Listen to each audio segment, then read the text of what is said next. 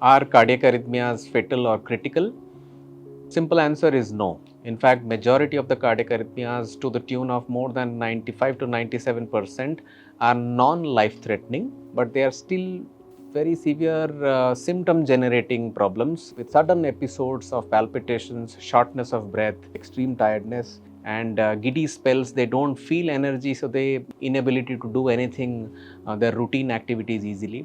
So if you understand, these symptoms are not fatal but a quality of life issue. They really cripple a patient from a good quality of life. Some patients who have persistent arrhythmias can have heart muscle dysfunction, especially if they already have a heart attack or a poor heart function and the arrhythmia becomes persistent. Then the existing heart function can go down critically, and that can affect the longevity of the patient. A very small minority of the cardiac arrhythmias, though, are fatal, that is below 5%. They are primarily because of ventricular arrhythmias or the arrhythmias which arise from the lower chambers of the heart.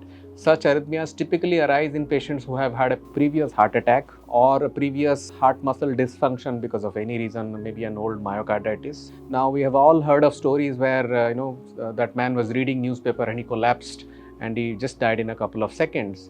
He was watching TV, he collapsed and he died. Now these are the situations where we have these kind of fatal cardiac arrhythmias which are called sudden cardiac arrests or sudden cardiac deaths. Small minority also arise from these cardiac arrhythmias coming from genetically transmitted cardiac arrhythmias. But all in all, these critical arrhythmias or life-threatening arrhythmias are a minority, probably below 5%. Majority of the cardiac arrhythmias that we see in routine practice, more than 90% are not fatal, but nonetheless are life-changing arrhythmias which need treatment.